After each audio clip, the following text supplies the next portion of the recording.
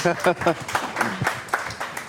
guys, thank you. Yep, so like James said, this is not about a technology that we normally use. And as a disclaimer, I do not claim to be an expert in Angular either. I've recently been getting into it, and I really love to explore new technologies. And kind of one of the big thoughts behind that is I really think that when you explore new technology, it really illuminates a lot of kind of the paradigms around the actual technology we currently use. So going through this, we'll just compare and contrast with stuff we normally do, which will help us even understand our own stack better. So Artem took you through a really great introduction to kind of how JavaScript works and good JavaScript patterns. We're going to take some of that, and I'm going to show you why some of the stuff he did is just horrible to do as a developer, and why Angular really helps with that. So just to get started, so basically, what is Angular.js? So I guess, especially for the interns, you're familiar with Model View Controller now. It's kind of new. Can someone quickly just explain to me, what MVC is? Brandon? Model View Controller. Great. And what does that mean in terms of how we pass around data in a web application? Anyone else, feel free to jump in. Can't only pick on my intern. Liang?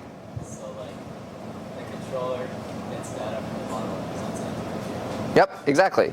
It's basically just separating presentation logic from the actual, the actual database logic and models.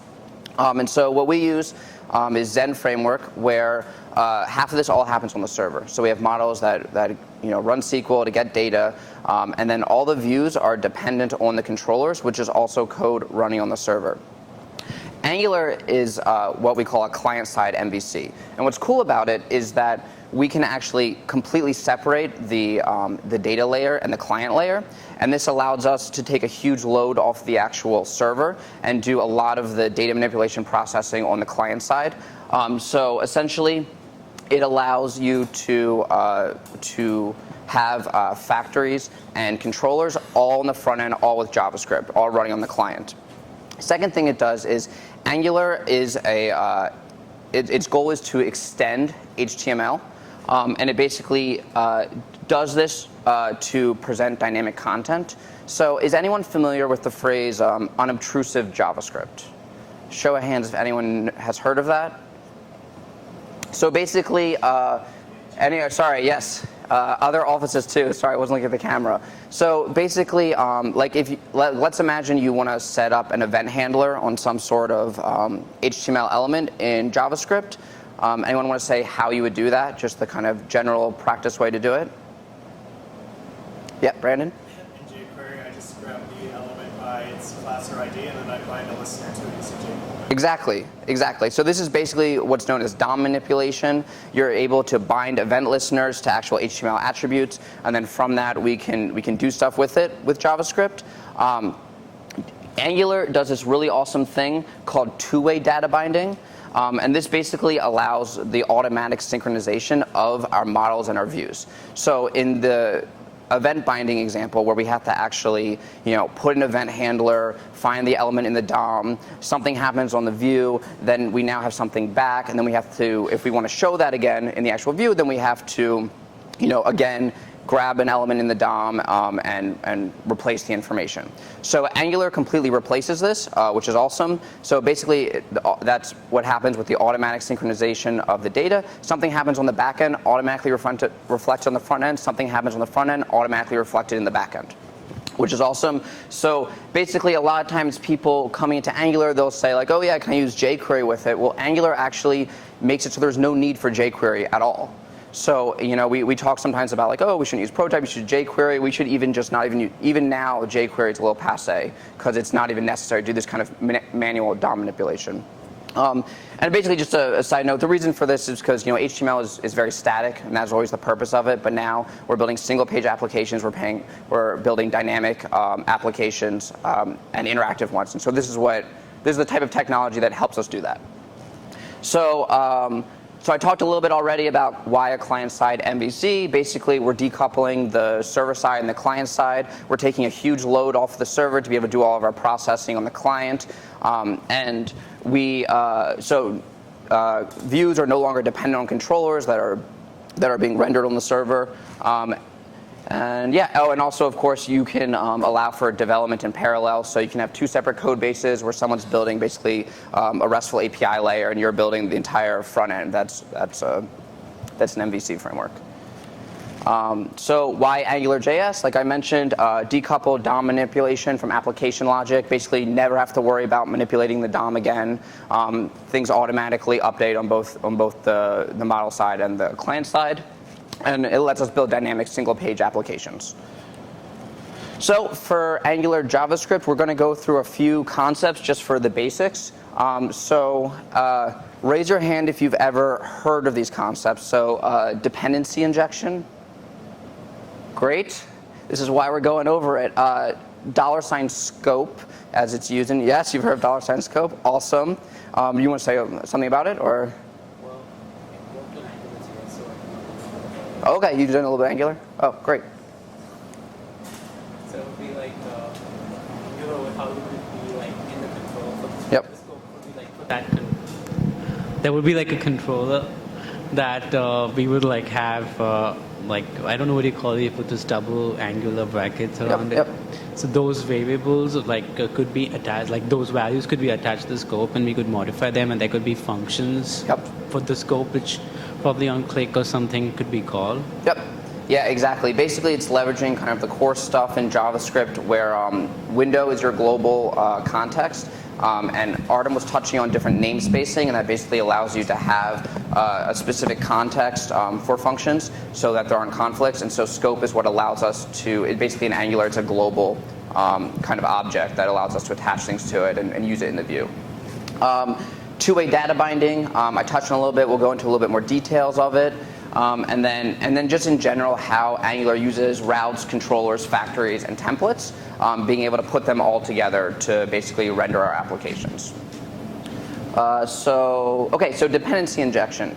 Basically, if you can think in the classic object-oriented sense, so say you have a class and it has dependencies. Someone want to tell me how that works right now? Like, how would you give it data that it needed if it had some sort of dependency?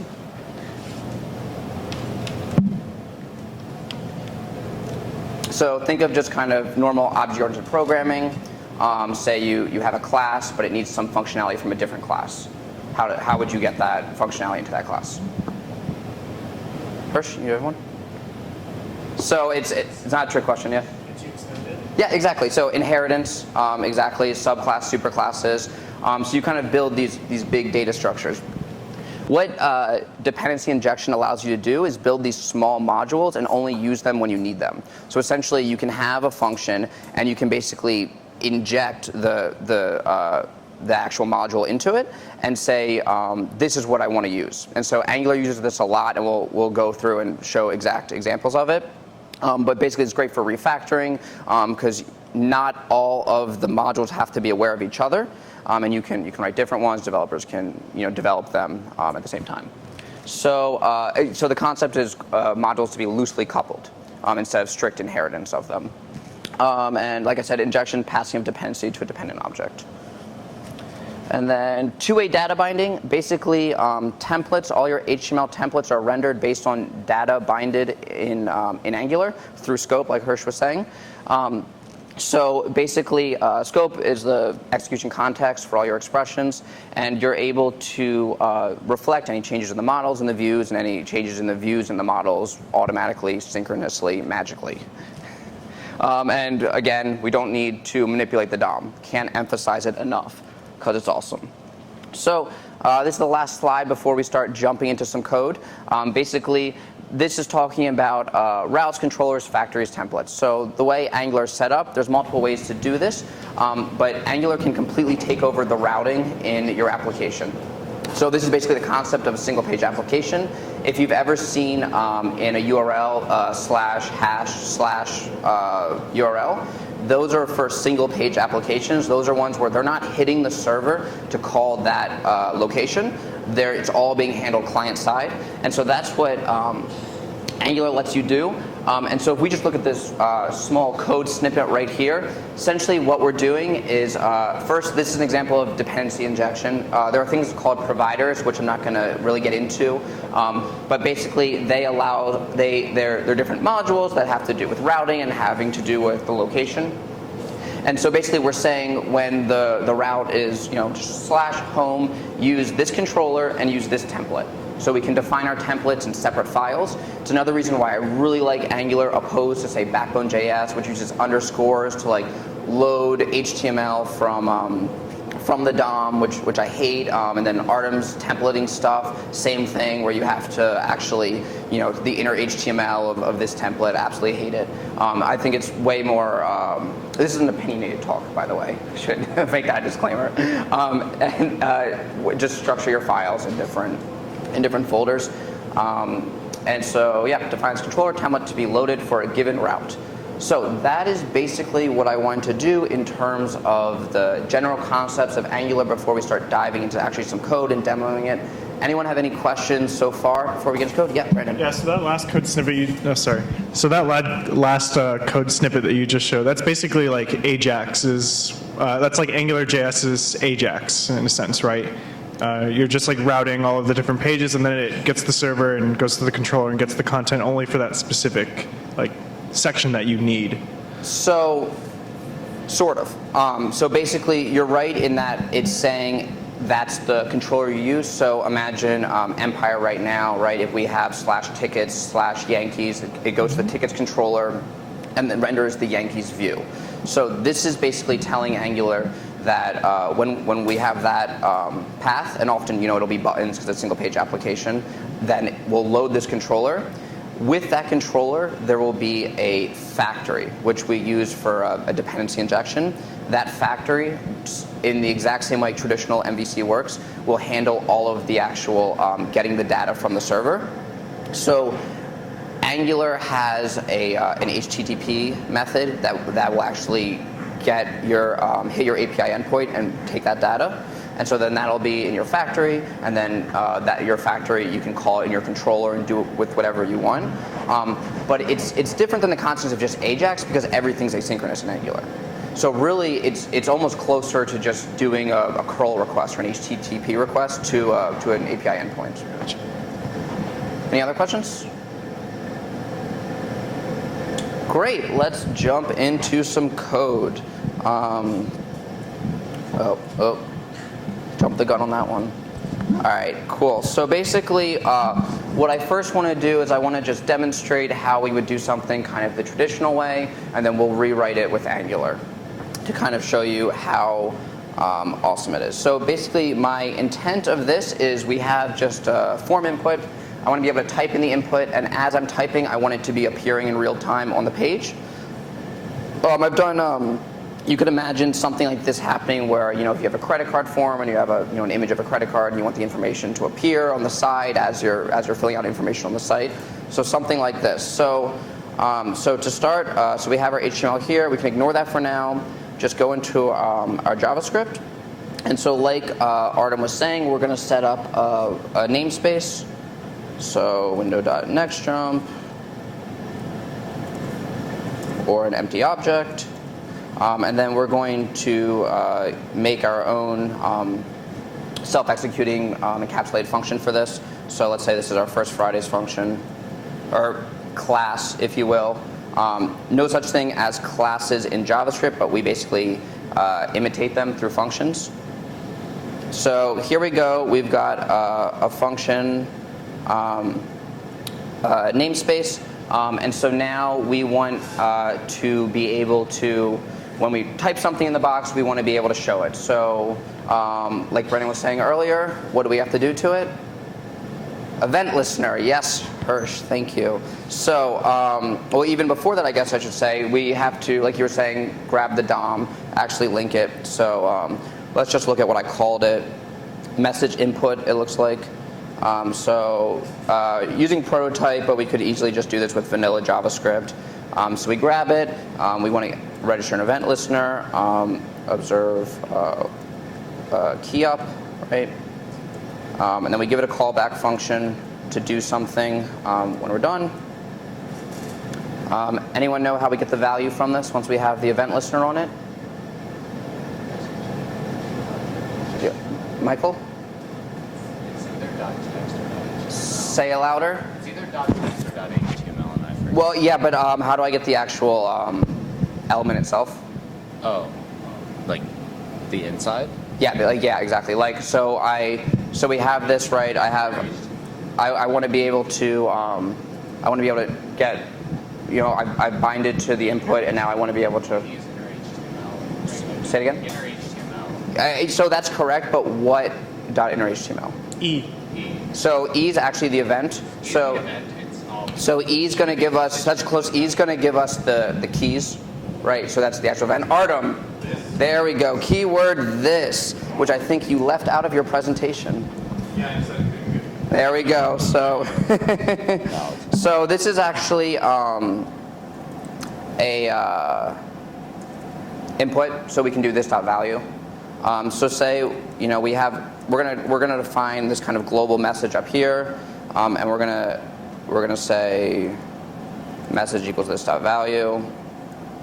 And then now we want to show it, and you were talking about inner HTML, which is exactly right. So we want to grab the DOM, and we want to see what it's called. It was called output. Let's read all that. Output dot inner HTML. So if I run this, it should work. And it's embarrassing because it's not working. Not setting the inner HTML. You've set it. Oh, thank you guys. Message. Cool. There we go. So basically, so what we had to do is we had our HTML. We had to bind an event listener to it. We then had to query the DOM again to find out where we wanted to put the output, to put it in there. Yes. Could you do something very similar to see because this is kind of inefficient. Let's say you have a really long text because it just takes the entire text and replaces it, right? Could you see what key that the user pressed and then take that key and then put it at the end of the text? So let's say this is your input is several paragraphs long or something, Yep. right? And every time you type something else, it reads the entire thing inside your input. So yeah, well you can also get which key. you can check how many keystrokes they've done. So you could say I don't want this until you've given me this many characters of code, something like that. Key pressed or. Michael, did you have something that you wanted to? Oh, no, I was just telling him that his thing also requires another event listener as well. So it's these trade-offs. You delete stuff. Oh, deleting? Yeah, deleting stuff is why you need to keep pressed. Probably not. Cool. So we've got that. We've seen how we're using the DOM, and it's kind of a pain. You can imagine what if we get something from here? We have error messages. We have to again query the DOM, add stuff to it. We basically have to write everything twice. We already have a data structure here of this message that we're keeping in our JavaScript, but then we have to take the second step of actually updating our DOM with that message, and it's a huge pain. So what we're going to do instead is delete all of this and write it in Angular. So Angular, similar. I'll show you the syntax. It's going to be It's going to be similar to exactly what we're doing with namespacing. So they're called modules. So we just say Angular.module. We'll call it First Fridays.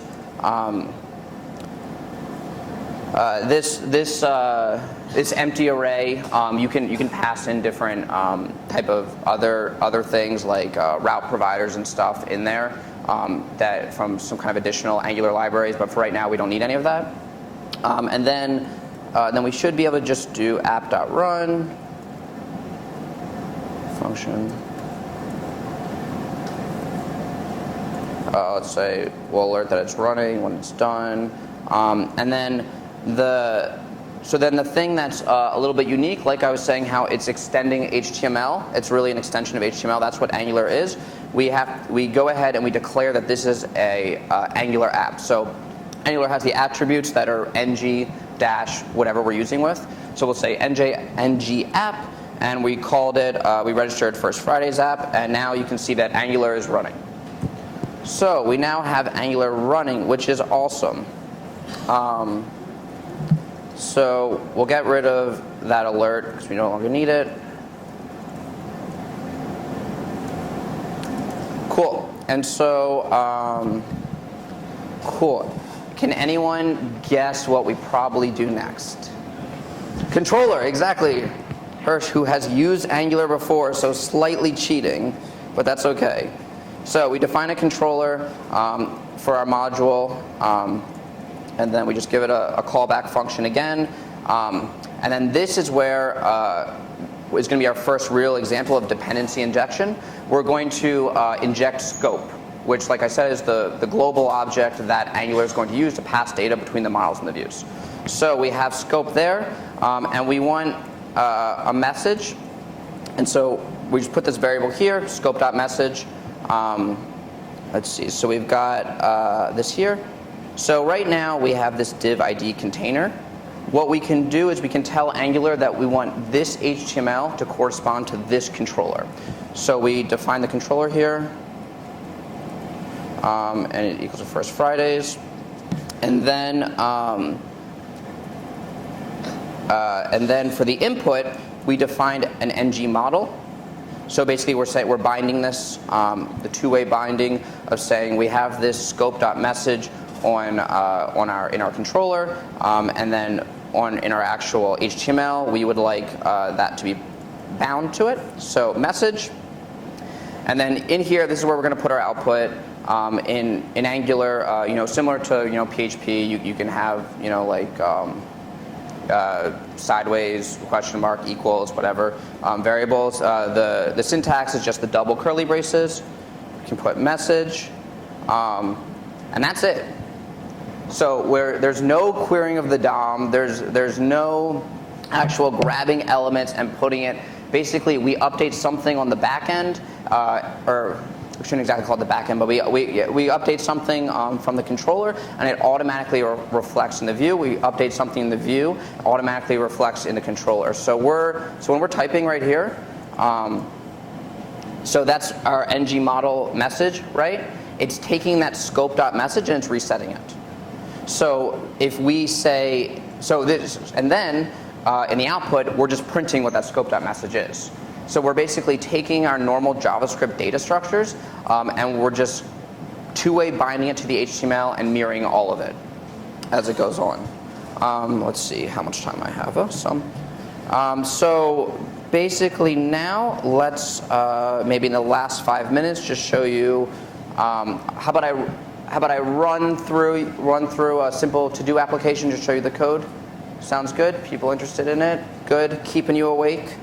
So this is our simple to-do application that I created using Angular. Things I have to do on my list are teach this First Friday session, which is not quite done yet. And I also have to release Legoland to Next Jump on Tuesday, which Rebecca will make sure that I do. So let's go ahead and give a task. So let's say prepare First Fridays.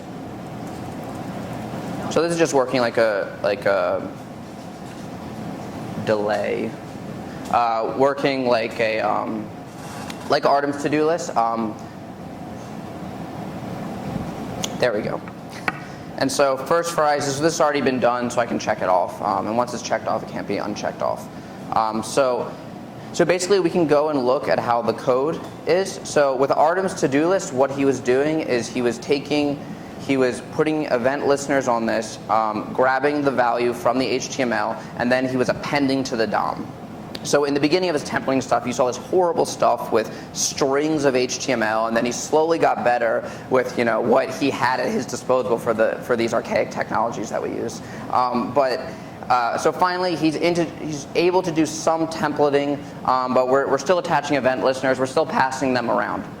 So if we go to this actual code, I'll just take you through. So here's our HTML, and I'll just point out a couple things. This is our template that is defined by basically our home route, and loaded there along with the controller of just our to-do controller. You can see here that we'll introduce a couple new things.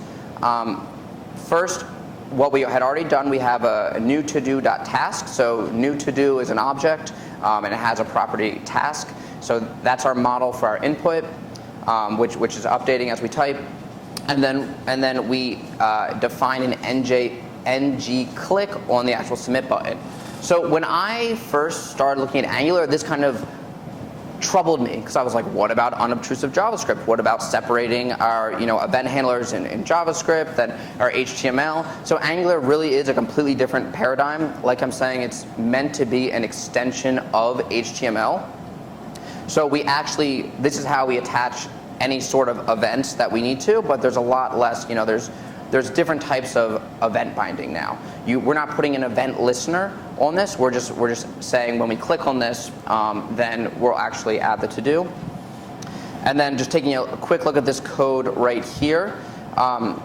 Angular lets you do these things that are essentially for loops called ng repeats.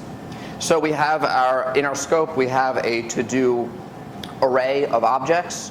And so basically, like a for each loop, we're able to say for to do in our to dos array, and then it will just print all these out.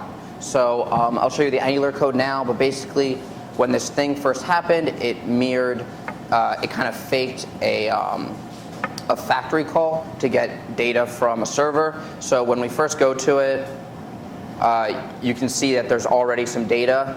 So this pulls. So right here, app.factory, we set our own factory, and you'll see that this looks really similar to the type of stuff Artem did. We can still return an object with all different functions that we want. And so we have a get to-dos, and we just have an array here. Like I said, a to-do is an object with a task, and also a checked attribute.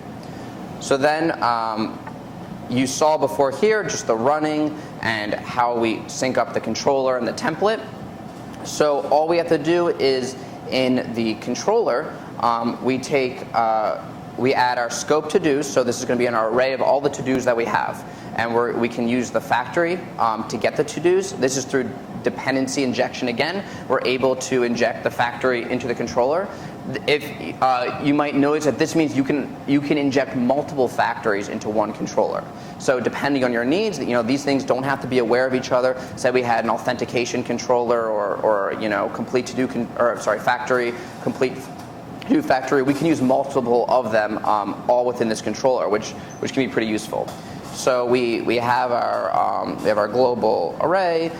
We have this concept of a new to-do, which is just an empty one, right?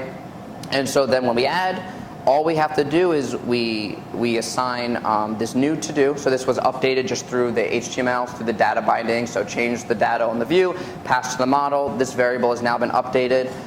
And then we just push it to the end of our array. So we have this global array we're keeping track of in JavaScript, the type of thing we already do normally in JavaScript to keep track of it. But now we don't have to go back and update the DOM each time. And then what's kind of cool about the complete to do, so when we check it, right, we click on a row to actually complete it. Normally, what you'd have to do is you'd have an event listener there. You'd have to update it on your data side. Then you would have to update the actual input checkbox on the HTML side. It's all super messy. Here, all we have to do is pass the current to do. Right here, this ng model to-do.checked, so it changes the value based on whether it's checked or not. It's false or true, starts out false. We have a complete to-do click method on the row right here. We pass in the current to-do, just like a for each loop, so we have each individual object. And then we just change it, to-do.checked equals true, and then our view automatically changes, our model automatically changes, and everything stays in sync. So that's basically what I had for just sort of a intro to Angular. My intention isn't necessarily for us to all ditch our current code base and switch to Angular, but more to you can kind of see how our own code base, how it kind of works compared to this. So we're building these service layers, but we still have an MVC that's still all server side, where we have a model that calls a service, and then that has to be passed to a controller that depends on a view, and all those things still happen on the server, where we could take the entire load off the server and put it on the client. So far I've really loved getting into Angular, and I would love to take any questions if anyone has any.